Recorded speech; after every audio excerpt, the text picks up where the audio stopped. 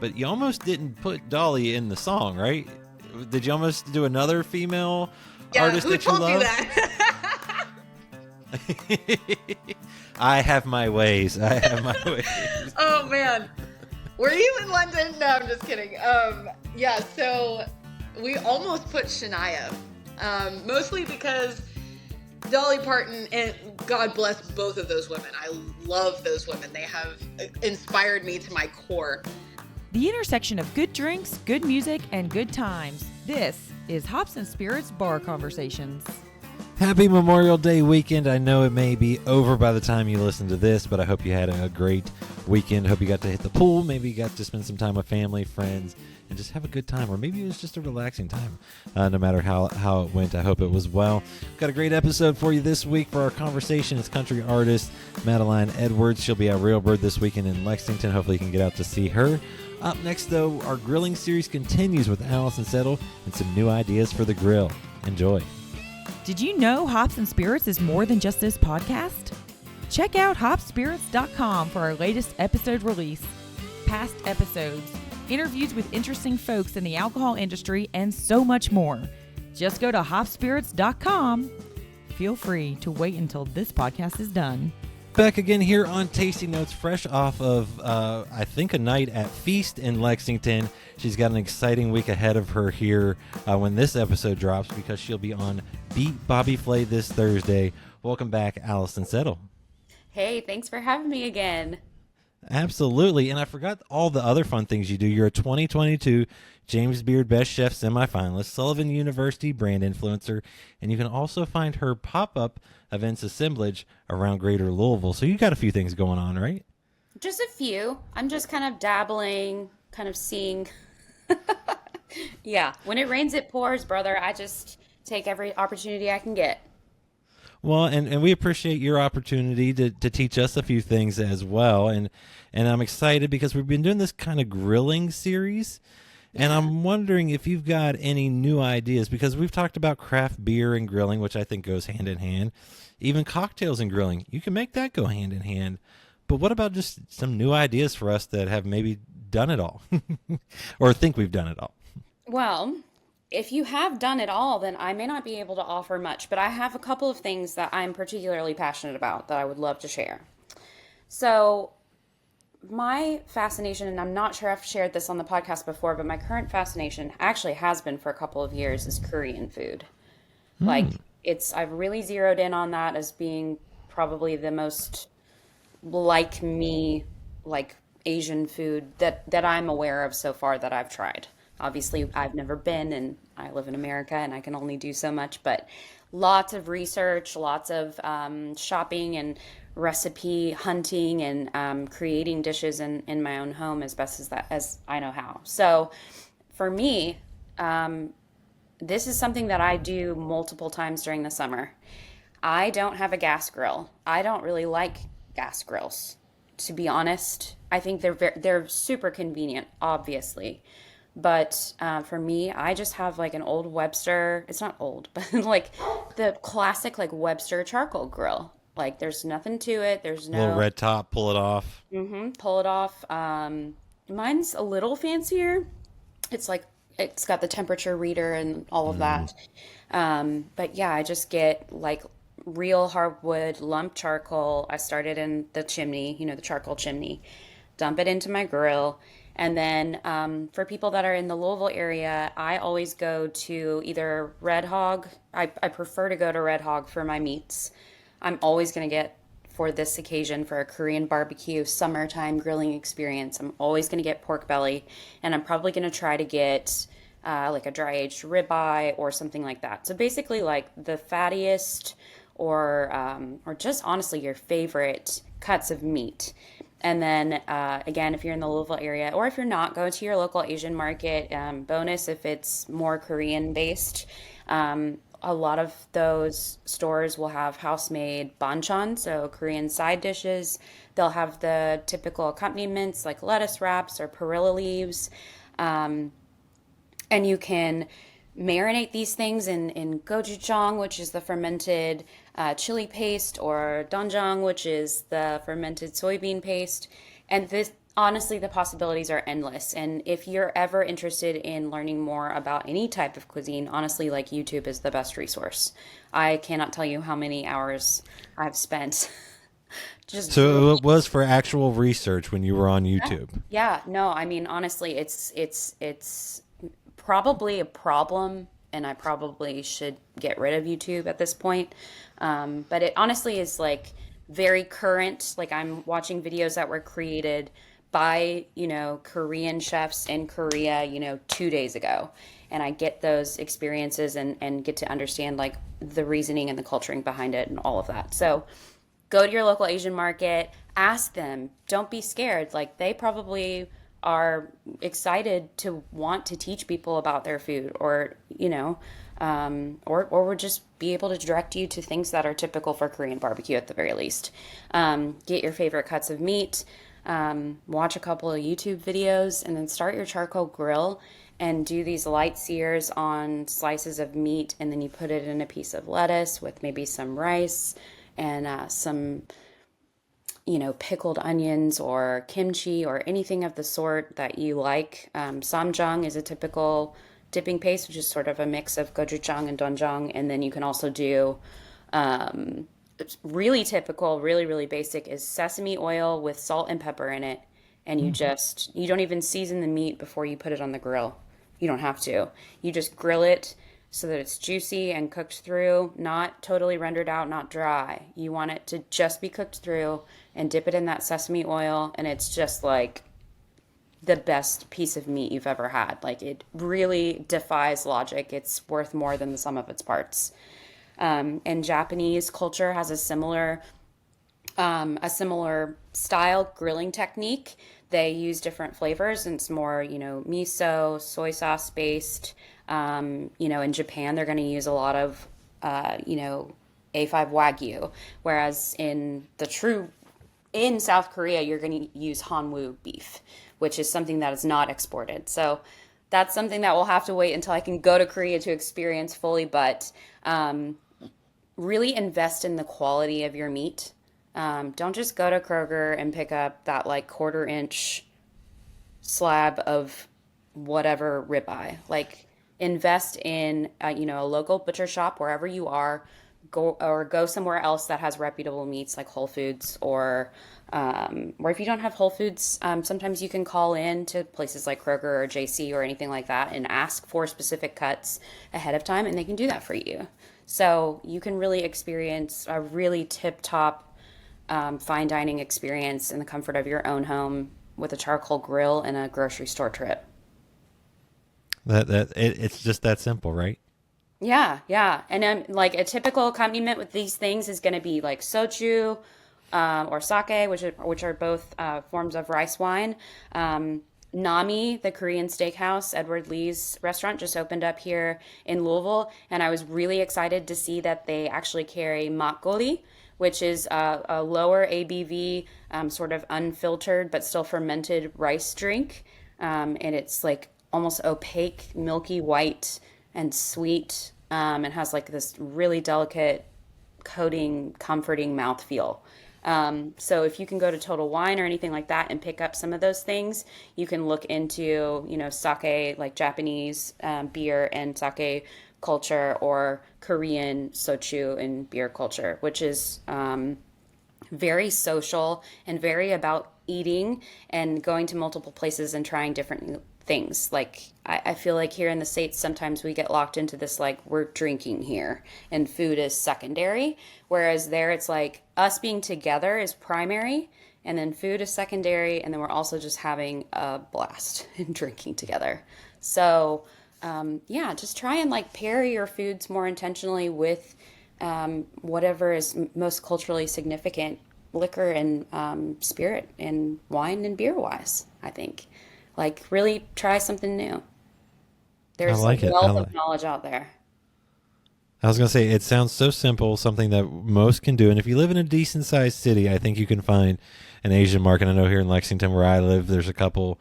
Obviously Louisville, a little bit bigger city, there's a few more options there, but look around, you never know what you might find. And like Allison said, give it a try, because that sounds really, really good. Oh, and it's such a choose your own adventure experience. Like, it's perfect for eating outside and just filling a table full of side dishes and dips. And everybody, like, regardless of how, adventurous or unadventurous they are, like, some people might just literally dip a piece of meat in salt and eat it, and that is totally fine. Or somebody might create this pickled onion, samjang, sesame oil, kimchi, seasoned dry squid, radish, perilla lettuce wrap. Like, you can go absolutely bonkers with it. And so it's really people pleasing for a crowd. And if you have vegetarians or vegans, really common to grill vegetables and mushrooms and just plain like Napa cabbage and stuff like that too. So it's totally accessible to everybody. Well, I love that, and it sounds absolutely delicious. And Allison, I appreciate the new idea because I don't think I ever thought of that, and I love that. Yeah. Tell me when you try it.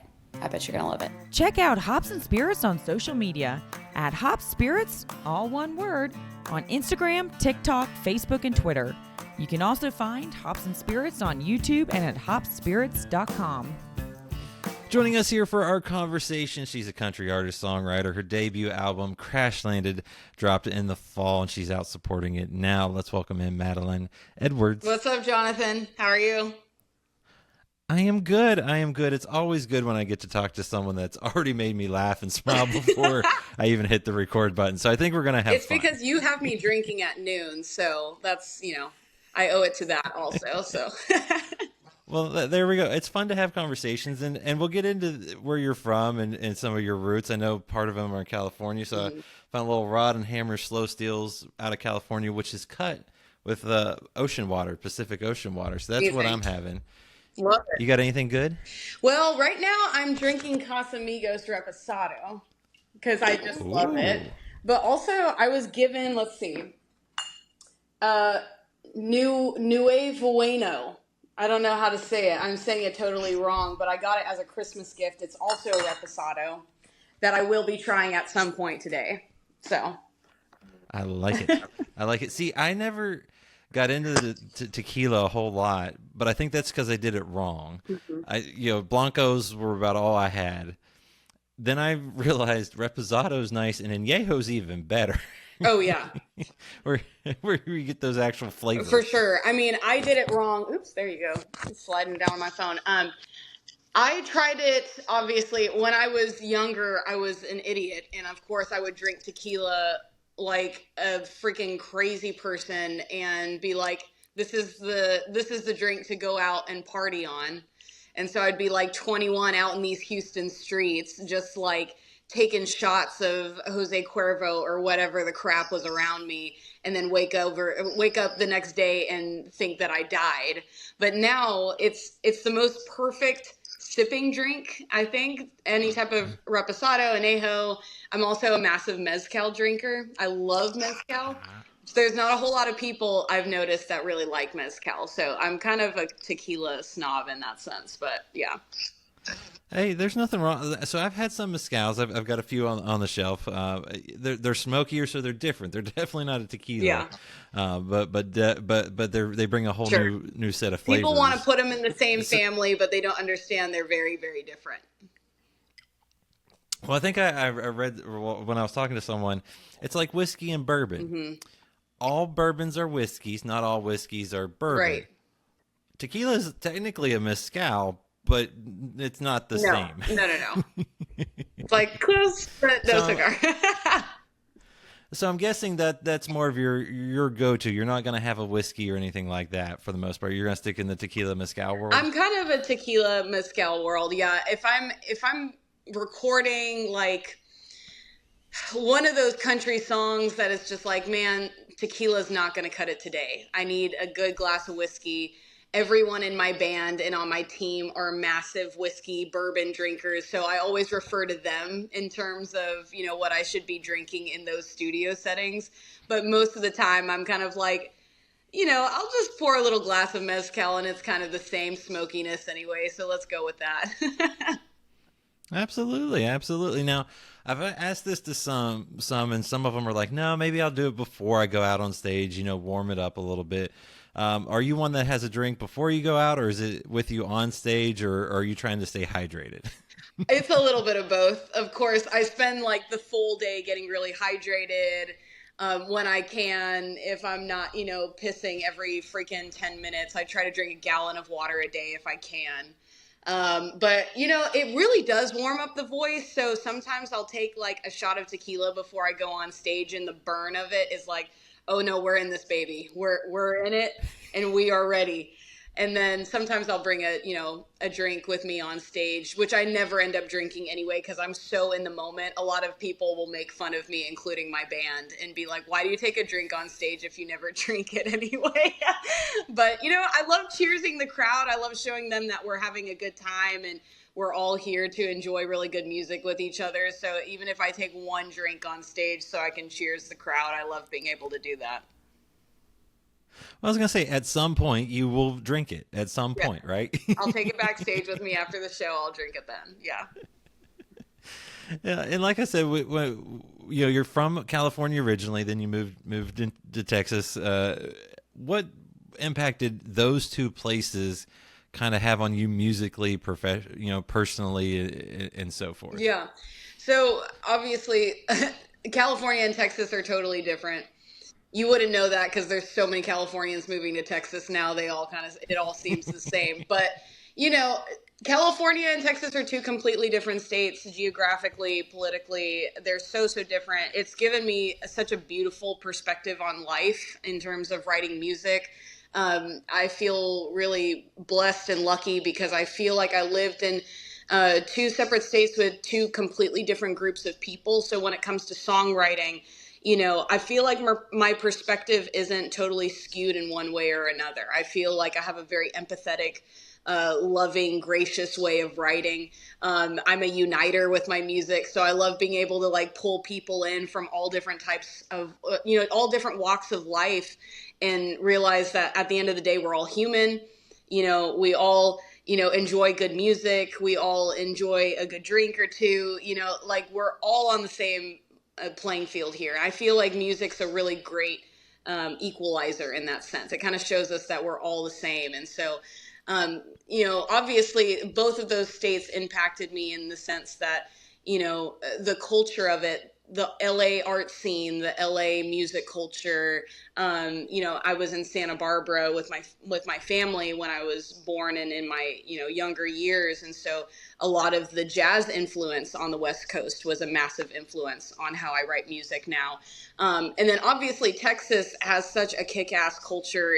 We have an incredible music scene. You have people coming out of Texas like Charlie Crockett, Leon Bridges, Gary Clark Jr., Cody Johnson. I mean, that's just to list a few. I mean, we are very pretentious with our music artists in Texas, and I freaking love it. One of my favorite bands of all time is a band called Krungben, and they actually did a project with Leon Bridges called Texas Sun. And they're one of my favorite bands of all time. I have a freaking tattoo on my arm of a concert I went to see them at Red Rocks in Colorado. So, I just feel like the Texas scene we have so much pride in our art and in our music. And I learned how to blend genres like country into soul. And I learned how to blend country into rock and jazz or whatever, because all those people I just listed, Gary Clark Jr. is rock and roll, but he's Southern rock and roll. Leon Bridges is R&B and soul, but it's country and it's Southern, and everyone has this beautiful way of combining this beautiful Texas Southern culture into the styles that they grew up on. And I feel like I'm no exemption to that. I feel like you hear that webbed through my music in every single song. So sorry, that's my 20,000 minute answer to that question. But yeah, that's how those states influenced me.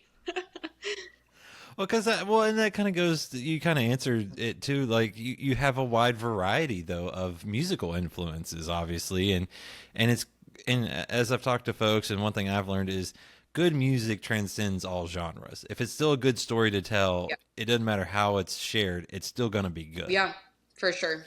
I agree.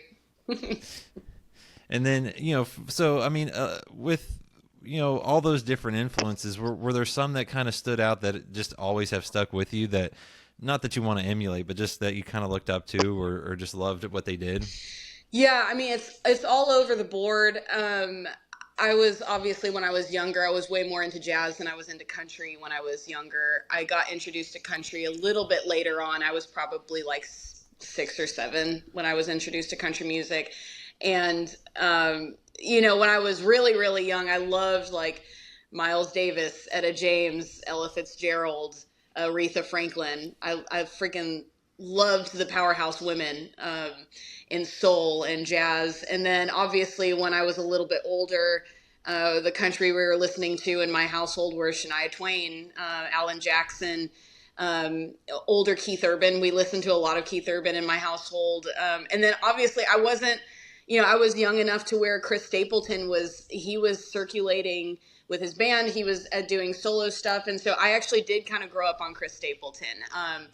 And that's why it was such a big deal, obviously, when we went on tour with him, because I was like, obviously I know all of y'all have known him for a long time, but, I grew up on his shit and I loved it and it influenced me. It impacted the way I write music. And so to me, he's kind of like a walking legend. It's kind of insane to me that, we have someone like him that we're going to look back on in 50 years and be like, that was a walking legend in country music. I feel the same way about Adele. We're going to say the same thing about her in pop music. Just these people that are still alive that are just making timeless music. So, those are kind of the ones that stuck with me a little bit.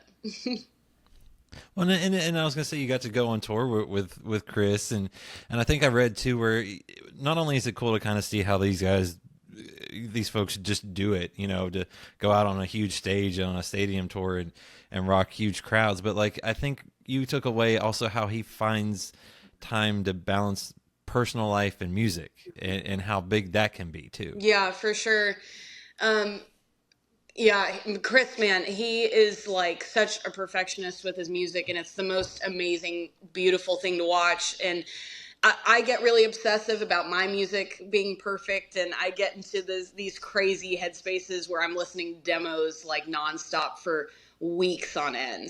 And my husband gets mad at me about it. My team gets mad at me about it. I just get so in my own head. But it's cool because I see myself in him in terms of how he operates and how he is writing his music, how he's practicing his music. And he's truly a master of his craft. And it takes a lot of dedication and work to get there. And so it's cool seeing that in him because it inspires me to like, oh, wow, I'm on the right track. I'm doing the right things to make sure that I'm, hopefully one of the best one day or considered that. But also, it's not all just work. You have to balance life. You have to balance family and friends and your community because, one, it's going to be good for you in the long run and that you're not getting so caught up in the work and that you're getting so caught up in the rat race that you forget who you are as an individual. But then also, like, that's where you get the stories, man. Like, if you're not in relationship with people, if you're not going through the day-to-day grind with everybody and you're just so caught up in your own world of music in your own head, how can you write for other people other than yourself, And so I think that's why his music is so relatable, and that's why his music reaches so many groups of people. I don't care if you're from, like, Texas or New York. I've met people from Egypt that listen to Chris Stapleton and Dolly Parton. You know what I mean? Like, there is a transcending factor to his music, and I think it's because he allows himself to get down on this level with his family and the people that mean the most to him, and it's important, Well, and I was going to say, and from time to time, you kind of share a little bit of your family life on social media and stuff. And I know that's probably not always fun to do because, sometimes we want to be private and be able to have that. But how nice is it to share those moments out when the time is right and be able to share things, with your family and the things that you get to do. Yeah, for sure. It was cool seeing his family on the road too and seeing that dynamic. I've been able to take my family out on the road at times, and we just toured through Texas, and my brother opened for me. He's also an incredible Texas artist, kind of in the Leon Bridges category, but it's cool having family out on the road. I mean, it makes it just that much better. And when, like we talk about you being, able to go on these tours and release, some great music. When did you know that music was something that you wanted to do as not just a fun hobby or something like that, but that was where life was headed? I knew it pretty early on. I knew that music's what I wanted to do when I was 4 or 5. It just moved me enough to where I was like, my mom put me in piano when I was 4. I started singing at like church. I started singing in children's choir, whatever a 4-year-old does, in terms of like starting music. But you have to put that theory to the test, and so by the time 10 years old rolls around, we're like, all right, is this working out or is it not? Am I good at this? I remember writing my first one of many songs when I was 10 years old that I tried out for at a talent show and ended up winning the talent show. And I'm like, actually, I think this is maybe in a right direction. You try to scale it as much as you can. When you're growing, you have a kid, so I'm sure you're just watching them constantly like reevaluating and renegotiating like what's cool and what's not, or what their capabilities are and what isn't, so and then of course by the time 14 or 15 rolls around, my family didn't grow up with much, and it ended up, where me and my siblings, I'm the oldest of 5, we were having to take up jobs to help like keep the lights on or help with groceries or whatever that looked like. And for me, that looked like at 14 years old, I was playing piano in sports bars and, for weddings and jazz clubs and stuff like that. And so, once I started seeing like, wow, I can actually make money doing this. And I believe in myself that I'm good enough to maybe go all the way with this, but let's just keep testing out this theory and see if other people feel the same. I don't want to be one of those people that goes on American Idol and everyone's told them their whole life that they can sing well, and really like they just sound like shit. You know what I mean? Like I needed to like test out the theory of like, hey, I think I sound good.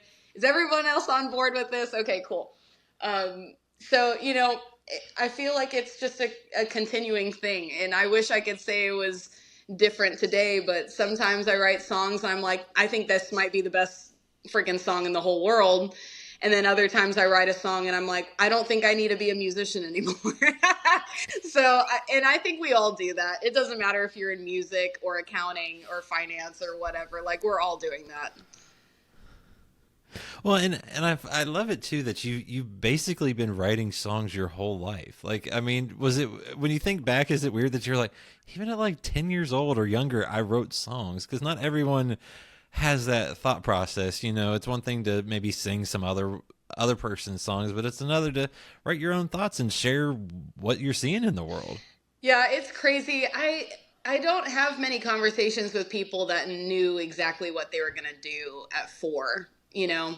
A lot of people will be like, I wanted to be a doctor, or I wanted to play for the NFL or whatever. And like 98% of the time, we don't end up doing what we wanted to do when we were kids. I think the only person I've had a really intense conversation about this was Bobby Bones. And he said he knew from the time he was like a small child that he wanted to be, a radio host.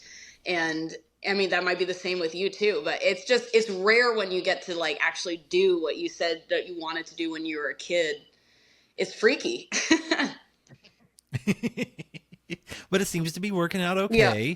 I mean, things seem to be going well. And what was it like for you when you got on the stage at the CMAs in 2021 for the Love My Hair performance? Because I feel like that kind of supercharged a lot of things for you. It did. It felt amazing. I mean, man, it was such a historic moment. And, I went in really nervous, mostly because I'm thinking in the back of my head selfishly, because my ego, of course, was involved. I'm just thinking like, man, you can't blow this because this is a big moment for your career. This is a big moment for your career. Don't blow this. Don't blow this. But then the reality of what was happening starts setting in, and then I start remembering this is one of the very few times in history that this many women of color are being represented on the CMA stage. We're singing about that representation. I'm singing next to 2 incredible women that, are fighting the same battle as me and fighting to be on radio more, or fighting to be streamed more, or like paid attention to more by labels. And so we're all in the same boat. And it's crazy that once that started setting in, my nerves actually got worse, because then I'm realizing, oh, this isn't a moment for me. Like, I'm the selfish asshole thinking that this is all about me in the moment, but this is a moment for our community. This is a moment for country music. This is a very, very iconic moment and historic for just everything that we're doing in our country towards equality and making sure that there's enough opportunity for all of us. And again, equalizing, again, leveling out the playing ground. And once I made it not about me, it was like, no, this is a really big moment and you need to be paying attention to this. It's funny, just artists and their egos in general. It's a constant battle every single day of like, you can do this for yourself, but I promise it's more enjoyable if you do this for other people. And so once I just like put that aside and remembered that, it made a much more incredible, beautiful moment for all of us, Well, and how did it come about? Because were you shocked when you got the invite for that? I was. Mickey FaceTimed me and Brittany, and I was freaking out. Well, and then a few years later, kind of almost going. I don't want to say full circle because that's not exactly what it is. But you're on stage at the CMT Music Awards with Alanis Morissette and a whole bunch of other amazing female artists. I mean, how crazy is that in just a few short years to be kind of on something like that then? It is crazy. I mean, let's keep up with the trend. It's like all these really iconic performances one after another. Like, I would love to keep up with that trend. But yeah, man, it's only 2 years after the CMA Awards that this is happening now with this. And it's crazy. I mean, you always hope for the best, but you just never know if it's actually going to happen or not. And I feel like after the CMA Awards, it was such a quick, anyone that's seeing it from an outsider's perspective legitimately thinks that everything that's happened to me was an overnight thing. But then you talk to the people that grew up watching me in Texas, or you grew up with the people that have been kind of like in and out of bands of mine or whatever, and they all know, like, she's been at this for a minute. Like, this has been almost over 10 years of her putting in the hours and her doing all this. And so things like the CMA Awards and then performing with Alanis on the CMTs, it's further affirmation that I think I'm in the right place. I think I deserve to be here.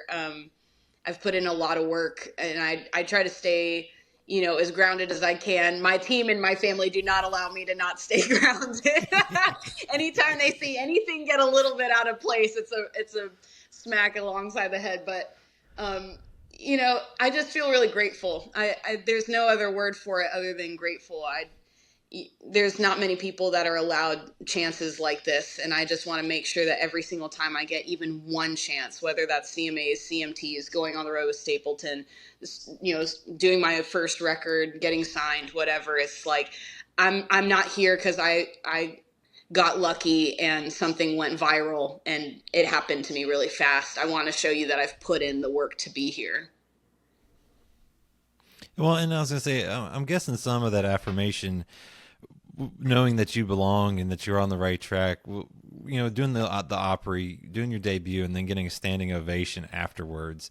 I mean, that had to be a very cool moment as well, because that's kind of in front of some peers and some folks that know good music, and to get that had to be an awesome feeling. Oh yeah, man, the Opry was the most emotional day of my life. I'm still like processing some of that in therapy to this day. Like, it was so emotional in such a positive way. My mom was there. My family was there. Man, I just love the whole team over at the Opry. I'm close with Jen Tressler, who is one of the people that brought me on to even play for the first time. And the debut, it's so special. Like, I got to sing Why I'm Calling, which is a song I wrote about my mom, and she was there in the crowd, and I got to see her, and there's so many emotions flowing because you're seeing the history in every single panel in the building. You're seeing the history in every single, brick that's laid in the ground. And then you realize how many people have stood right where you're standing. And so you have that emotion on top of the emotion of your whole family being there to witness what you're about to do. And so, yeah, I mean, I remember that day in little pieces, mostly because it was just super emotional for me. Well, I was gonna say, I mean, those are awesome opportunities that like you said, not everyone gets the chance, and like you said, the journey's been kind of a long road, and like you said, I don't think everyone realizes the steps you got to take, places you got to play, things you got to do to get into this crazy industry. And do you ever get that chance to like take a step back and just look back at how far you've come? I do. That's part of the grounding. I got really lucky. I got really, really lucky with the team and the family that I have specifically, because I think they realize what's happening with my music is so special that if I even get a little bit, just off the grid in terms of the purpose of what we're doing, it takes out all the meaning of what we're all doing this for. And so it's really cool having such a cool support system behind me, being like, hey, what we're doing is really great, and you need to remember that we're building up a lot of people's lives and we're making a difference. And it's hard to remember that with so much crap in the world going on. I mean, I don't even turn on the news. It just is so depressing, but then, every so often I get those emails or those DMs or whatever from people that are just like, man, my husband's battling cancer, or, my kid also has Crohn's disease, or, whatever. And man, your music really got us through this season. And that means so much to me. And so then I'm able to take a step back and be like, well, remember when you went through all that too. And that's why you write the music that you do. And so I get moments like that from time to time. I just got back off the road from a really long run, about a 2-month run, a couple days ago. So now I get like about 3 weeks of just like chilling and writing and drinking reposado and, getting to really have community again with my family and my friends and remember why I do all this, Well, and one of the things that you were able to do was put out Crashlanded, which came out in the fall, out in November. Can you talk a little bit about that album and how it came to be and how cool it was for you to be able to put that project out? Yeah, it's my first record ever. I've attempted and failed at making records several times before. I've put out little singles. I've put out EPs. I've chased certain sounds that I thought was it and it wasn't it. And so this is like, I'm not kidding when I say this is like a lifetime worth of work, because I mean, you can date back my catalog and you see all of the jazz influence and you see the pop influence. And, I had collaborations with, different artists, and I had collaborations with pop artists and Toby Nwigwe, who is very big in the rap and hip hop community. And it was a lot of me just trying to find myself, and all of it felt genuine, but not like fully there yet. And so Crashlanded is the first project that I feel like I've put out where I'm like, this is 100% me. And if you don't like it, that's totally okay, because guess what? We now live in a generation where you have all of the music accessible to you at any point. So if you don't like me, it's totally fine. But man, this shit is good. And I think it's a great combination of the rock and the country and the soul and the jazz, and you hear all of it, and it's all genuine.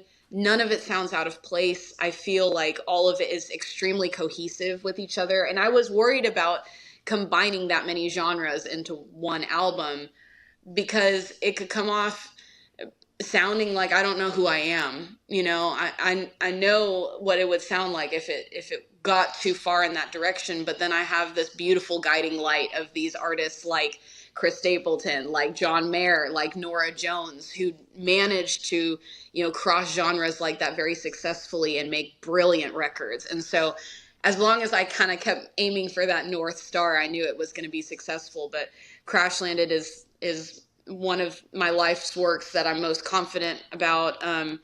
The songs on there are just brilliant. We worked with so many incredible songwriters and producers on this record in Texas and in Nashville.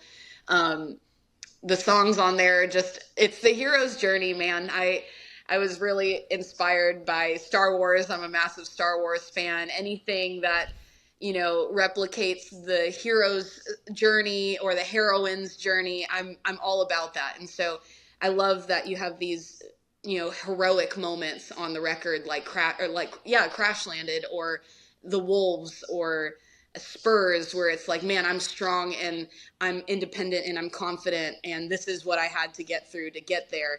And then you have songs like How Strong I Am and Why I'm Calling, that are tender and have pain, and they're beautiful, and it's showing this is what I had to do in order to kind of get this strength or this confidence. And so it does tell the hero's story, and I love it. I think it's beautiful. I love being an author. I love telling stories, and I feel like this record does that, and I couldn't be any more proud of it. I can't tell that you enjoyed every minute of it either. I mean, you could just hear it. Though. But I mean, that's something when it's a passion of yours, and it was a passion project that you were able to put out. And I also loved one of the details that you are so intentional that you wanted a very specific order for each song too, so it kind of built and told that story. I did. That was picking the order of songs for the record is almost just as important as picking the songs themselves. I don't know if people still believe that or listen to records cover to cover, but I do. And I think that's just as important. And I also love too that one of the songs that I think a lot of people probably have heard by now is Mama Dolly Jesus, but you almost didn't put Dolly in the song, right? Did you almost do another female artist that you love? Who told you that? I have my ways. Oh man, were you in London? No, I'm just kidding. Yeah, so we almost put Shania, mostly because Dolly Parton, and God bless both of those women. I love those women. They have inspired me to my core. Dolly Parton is such an incredible artist and writer, and just everything that everyone emulates Dolly in some way, whether it's putting her in a song or doing a collaboration with her or putting her on a freaking t-shirt. It doesn't matter. And so I was really afraid that if we ended up using Dolly in the song, that it would have been, just kind of oversaturating something that people already do, because Dolly is that great that she has been done over and over again. And so we did kind of toy with the idea. The writers on the song are me, Laura Veltz, Jessie Jo Dillon, and Jimmy Robbins. And we did talk about the idea of putting Shania in the song, which fits just as well. And she is just as big of an influence of mine, if not even bigger. And so it would make sense to do Mama, Shania, and Jesus. So it still kind of rings the same even.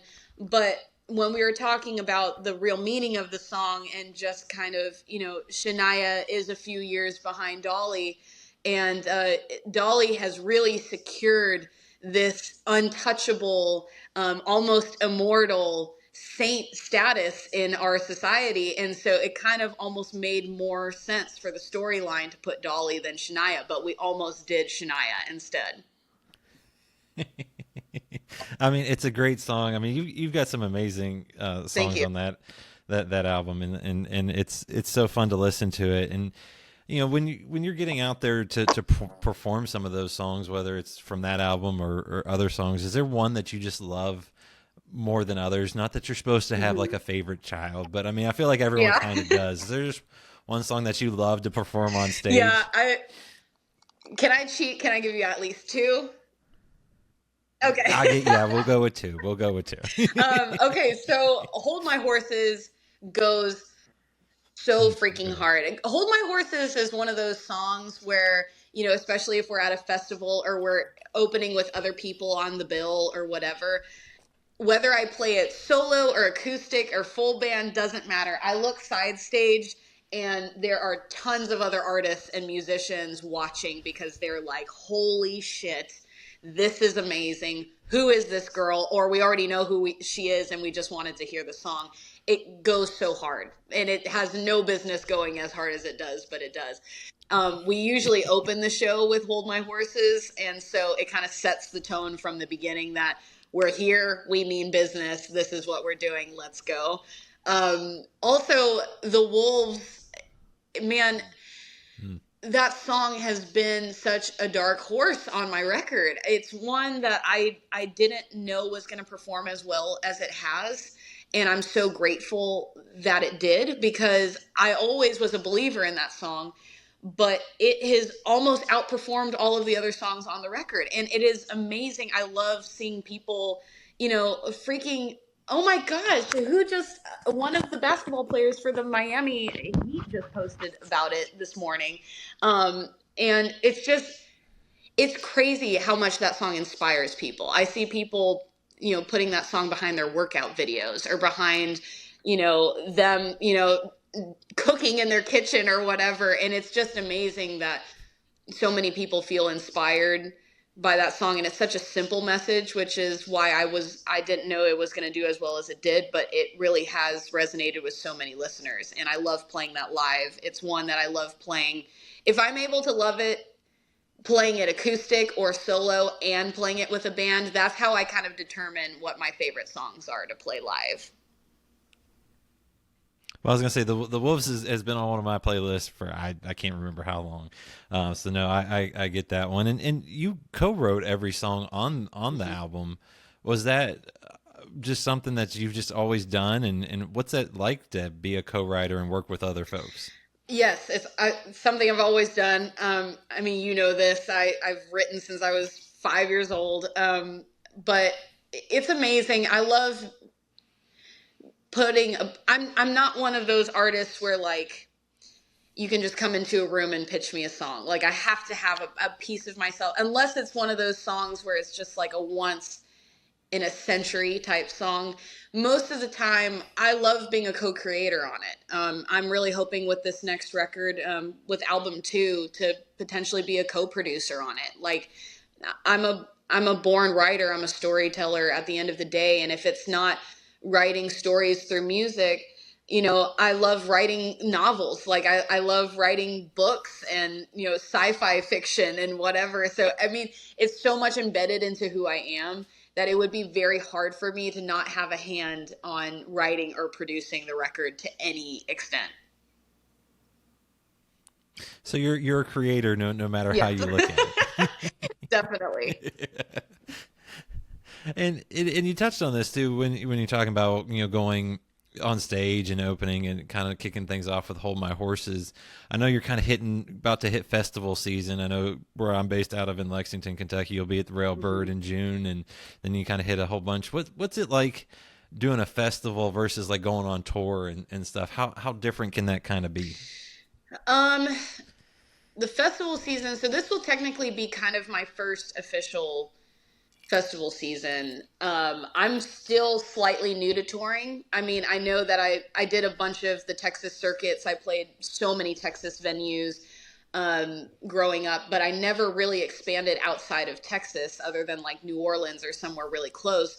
And so Chris Stapleton was my first official tour. I had never been on tour until Chris Stapleton. And so even now in this new year, even though we feel like we're more primed to this because we have a record out and everything, I'm really not. And this is really actually even my first festival season. And so it's different in the sense of sometimes they're fly dates and not necessarily touring on a bus. With Chris, we had, the ability to tour around on a tour bus. This year, we're doing a lot more fly dates. We kind of use a bus here and there where we can. We had some West Coast dates when we were doing Stagecoach, and we were opening for El King and 49 Winchester. And so we had the ability to kind of use a bus on those dates. But, it's just kind of a lot more grab and go. It's kind of more plug and play. You get maybe a 25-minute set. You sometimes will just plug into the amps and just, okay, here we go. We're off to the races. Which is not bad because, again, I'm really lucky with the band and the team that I have. The band that I have are incredible musicians, probably some of the best players out of Nashville. And we're jiving so much as a team and as a family that we don't play to tracks. And sometimes, I dabble with the idea of us even not playing to click. And so it's really cool. It's very old fashioned. It's much more in the Stapleton, Marcus King, Elle King vibe. And so, we're able to kind of go up there with nothing and go and play a really good set because, we're musicians at the end of the day. And so we don't really need all the bells and whistles in order to play a really, really freaking good set. And so it's kind of challenging in some ways with the plug and play, but also it's not, because it's really cool to be able to go out there and do something different than some of the other sets or some of the other artists and be like, we don't need all the shit to make this a good set. Y'all are going to enjoy this set anyway. So. Well, and then too, you can feel what the crowd's going, and if you need to maybe switch things up, you've got the ability because you've got a group For that sure. can just go on the fly. And then I guess for my last question is, obviously, we're about halfway through 2023. What are you hoping for the rest of the year, and when maybe some new music may be coming our way that you can tell me and not get yourself in trouble? I don't want you to get yourself in trouble. Yeah. I know how this works. I don't want to get you in trouble. Getting hand slapped today. So I mean, playing these festivals, I have a few more headlining shows coming up. I'm going back to the UK, playing a headlining show in London, which is amazing. I cannot believe I'm even saying that right now. It's wild.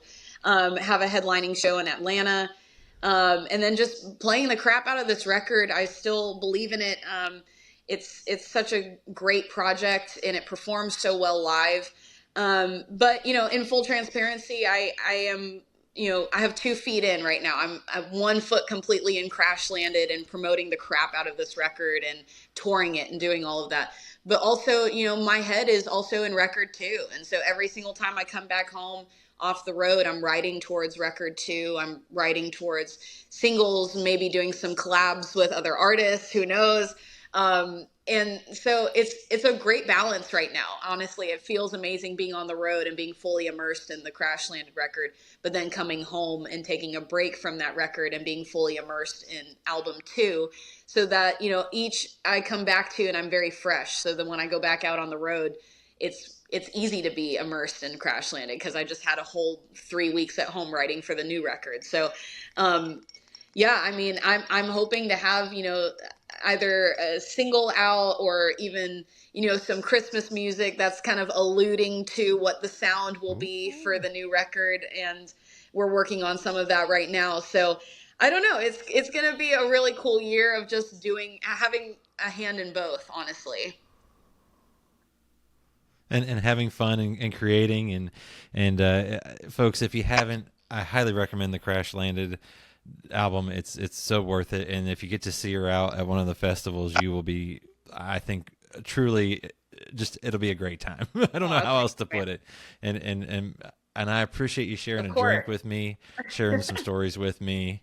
And I appreciate it. Well, thank you so much for having me and having a drink with me and asking me a bunch of questions about myself and listening to me ramble. So thank you. Find more from Hops and Spirits at hopspirits.com. Thanks, everybody. Bye.